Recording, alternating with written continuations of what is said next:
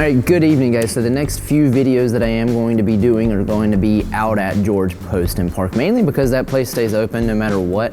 I found myself trying to go for the full lap KOM.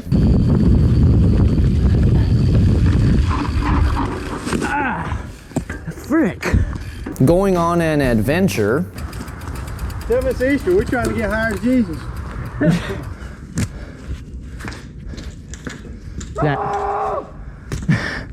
And last but not least, realizing how much I am in love with this Orbea Oiz. So I will jump on the other two videos here shortly. This one's just gonna be about my 3-month review of the Orbea Oiz, but if you would like to see the other two, make sure you subscribe, and I don't mind some likes too. So I've got tons of GoPro footage of this monster. We will go through what I think are the pros and the cons. If you did not watch the unboxing video, that's gonna have the specs of the bike as well as like the weight. So I will leave a link somewhere on here. That way you can view that video. I'll probably talk about the specs of the bike, what I like and dislike, but we're not gonna go into super detail. But in my opinion, you do need to ride a bicycle for a little bit before you can do a full comprehensive review of what your thoughts are on the bike. You can't just jump on it 2 days later, announce to everyone that this is the best bike in the world, unless you're getting paid to do so, sure. And the shop has been stupid busy, like stupid with 2 O's. That's why I'm here today. I'm coming in early to build some bikes and get repairs done. I can't complain. I mean, I'm very thankful that we are staying open and still helping serve the community. But that's enough of that. Let's move on to the subject matter of today's video. Subject in question, the Orbea Oiz. I have the M30 model, and so the way I came about getting a bike like this, I borrowed Keith's. Keith got one first. I thought the bike was pretty, so I don't typically get super excited about a bike. Like, I can have some that I'm excited to check out and ride, but I don't get like, oh my God, this is amazing. So whenever Keith first got his Oiz, I was impressed. Like, it looks beautiful. And then I raced the thing and I fell in love with it, and it made me extremely excited. And I wanted one for myself. Figured we should get the other color. Keith has the red and, is that gray color? I went with the mint. At least we would have both colors, but let's get to the house and grab my bike and we can start this thing.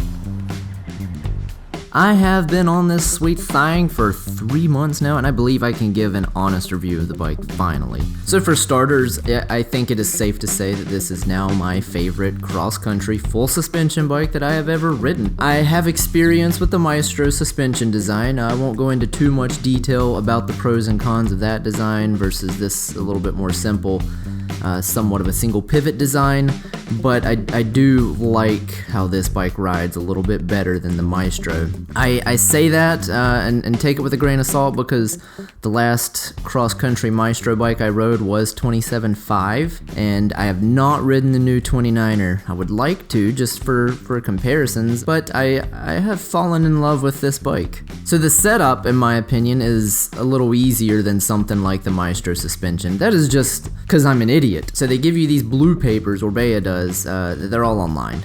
They tell you exactly how much air to put in the first few times you ride, and then you set it up by sag. I did that and the bike rides great. Like, I haven't had to change anything. I've experimented a little bit with the suspension settings, but like small bump compliance, all of that is spot on from the factory, what they recommend. I think Zazie said it best. This bike doesn't do anything funky. You know, I say that you have to ride a bike for a couple months to really get a feel for it, to really know all of its intricacies, to really have a good relationship with your machine. This bike, after a few days, like, I felt like I'd been riding the thing for a year. Like, it feels comfortable.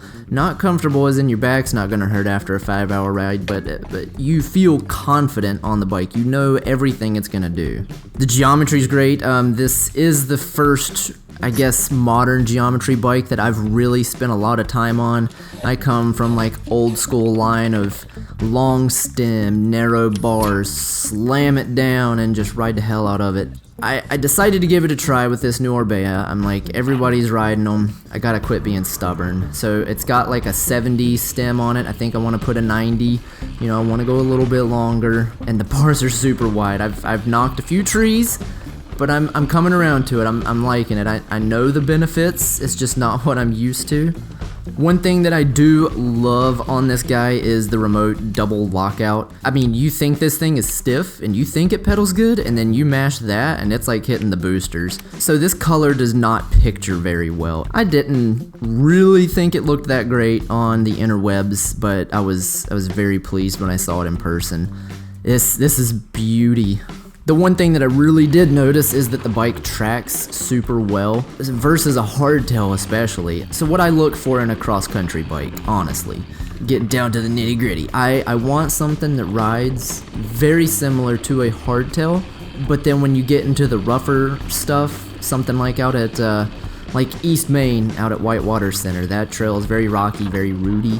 Not very good for a hardtail as to an efficiency standpoint, because when I'm on my hardtail and I hit some of those harder climbs out there that have a lot of the loose rock and some of the slicker roots, you have to almost ghetto bunny hop everything on a hardtail or else you will lose traction. This bike has traction like nothing else. Now it is predictable, and by what I mean by it's predictable, when you do hit something a little bigger, you can feel it. Like, I think the Maestro does a better job with the bigger hits, but then again, this is a cross-country bike. This is not, you know, a 150 travel trance. And I believe that this is a better suspension design. I feel, for me, it is a much better suspension design. I hate saying, you know, I've always been a proponent of that it is more about the rider, not the bike, but at a certain point, you can gain a lot from the bike that you're riding. You know, in the short track series, this is a prime example. Now, take everything I say with a little bit of a grain of salt, throw it over your shoulder, because I had the flu at the beginning of the short track series, so I was coming off of that. There was 5 races in that series. 4 of those races I was on my hardtail, and I was getting, you know, I can't remember, I think I was getting 6th to 10th place. Like, that was my happy medium.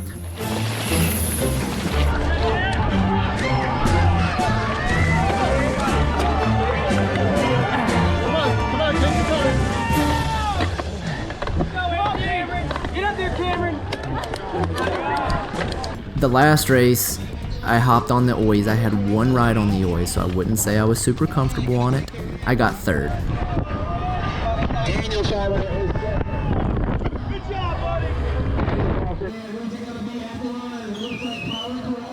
Come on, Cameron!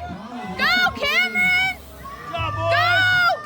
Go, Yolo! Fitness-wise, I'm confident I could have won that because my heart rate was lower the whole time.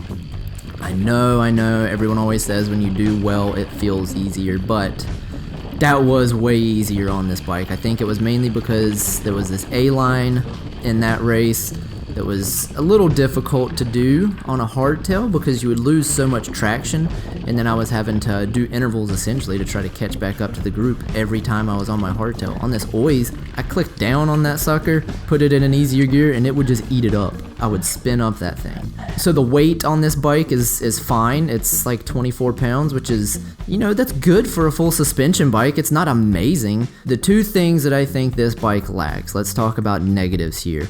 If you buy this model, the M30 model, completely stock, the brakes are, you know, entry-level Shimano brakes, so they're not amazing, but they're not bad. At least you're not getting SRAMs. And then the wheel set on it are rather heavy. On longer, sustained climbs, I can tell that the wheel set's a little bit heavier than what I had on my Bianchi Nitron. But in the end, like, those are upgradable parts. If you get the model up from this bike, you already get better brakes and better wheel set. It is a phenomenal bike for the price point. I recommend it to everybody. Just go out and ride it. And everyone that has thrown a leg over this thing and taken it out for a spin has come back smiling. I can't say many negatives about this bike without stepping into the realm of what the bike is not designed for. Like I said, bigger hits. As far as a cross-country bike, I have been nothing but pleased. I give this bike a 10 out of 10 in my happiness factor. So guys, if you do have any specific questions about this bike, let me know. Again, I did the unboxing that's got more of the specs. You're more than welcome to watch that video. I just figured I would give like my 3-month update on this thing, let everybody know that I'm in love. I really like this bike. I really like the Orbea Oiz. And I know guys, I am a Giant fan through and through. I toot the horn of the Maestro suspension. I think it is a great suspension design. But for cross country, I just can't deny the fact that when you ride this bike over something like the Anthem that I had, this is definitely a better bike for me than the old cross country Anthem that I had. But anyway guys, I hope everyone is staying healthy, staying safe, and one day we'll get back out there and race. So I've gotten back to my own version of racing, I'm trying to do full lap KOMs.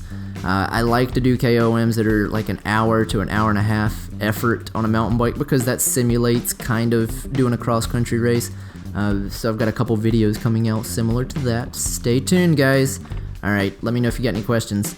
Later.